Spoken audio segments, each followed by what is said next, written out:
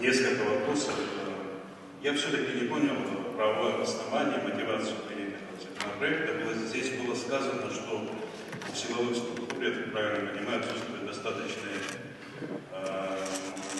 инструментарий в рамках действующего законодательства для того, чтобы произвести выемку необходимых документов, провести процессуальные мероприятия, получить необходимую информацию.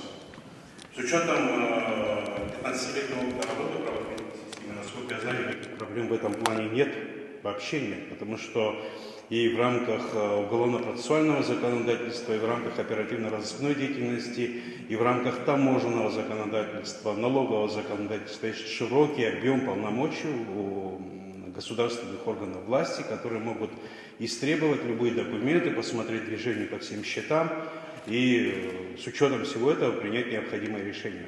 В конце концов, если, допустим, этого недостаточно, этих механизмов не хватает, в чем была проблема, можно было дополнительно разработать новые положения, дающие правоохранительным органам дополнительные возможности в этом направлении.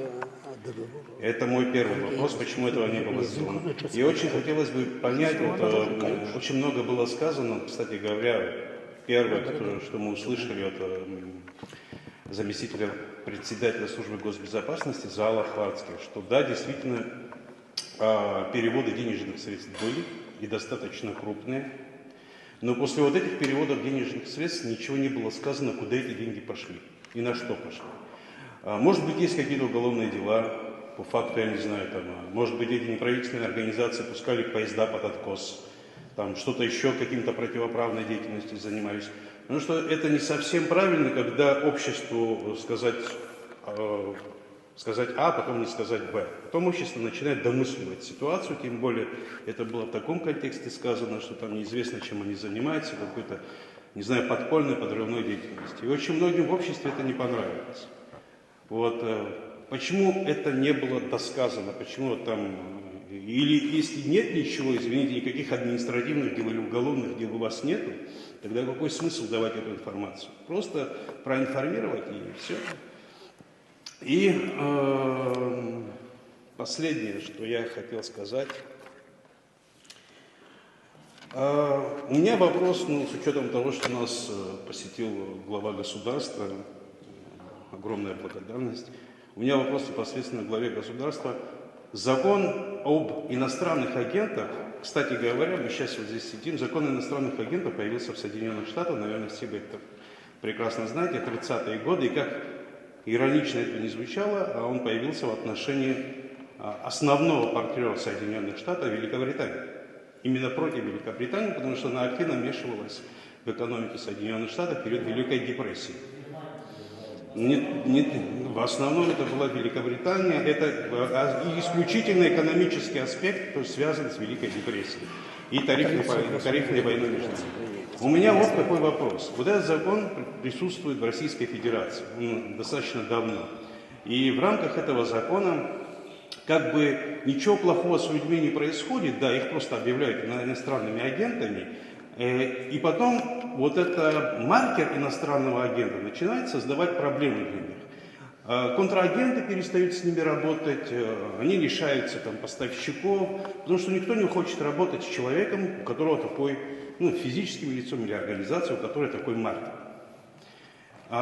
И сложилось такое мнение в России, что это является очень мощным и, кстати говоря, эффективным инструментом политической борьбы. У нас закон об иностранных агентах является инструментом политической борьбы с теми людьми, которые не согласны с позицией власти. Необходимо понимать о том, что правовое регулирование имеет определенные формы. Контроль – слово очень тяжелое в плане правовых возможностей. От того, что мы видим поступление денежных средств и ничего с этим сделать не можем, это не является контролем. Вы сказали, что вы много лет проработали в системе органов государственной власти, да, правоохранительной системе. Но это здорово, значит, вы знаете о том, что тот объем механизмов, который сегодня есть, если бы могли бы мы его реализовать и в рамках этого объема механизмов осуществить необходимый контроль, в том числе превентивные механизмы угроз для нашей страны, я абсолютно уверен, что, во-первых, я бы этим делом не занимался бы, вас не беспокоили бы и в рамках имеющихся возможностей реализовали бы полномочия. Очевидно же, что этих полномочий недостаточно, и именно поэтому мы создаем новый механизм регулирования. Я уже говорил, повторяюсь. Еще вот второй какой был вопрос по... Я просто, извините, Да. уточню момент. Пожалуйста. У нас в законодательстве так принято. Если человек совершил преступление, его правоохранительные органы его расследуют, сперва возникает событие преступления, а потом начинают из этого события двигаться дальше, выше, искать преступника, орудие преступления и так далее. У нас как-то получается наоборот, мне так кажется. Сперва у нас есть денежный поток, мы не знаем, куда этот денежный поток идет, может, они занимаются благотворительной деятельностью, раздают деньги на улице. Может же быть, согласитесь, да. А может и нет. Я не спорю с тем, что это у нас далеко не дружелюбные страны, которые финансируют.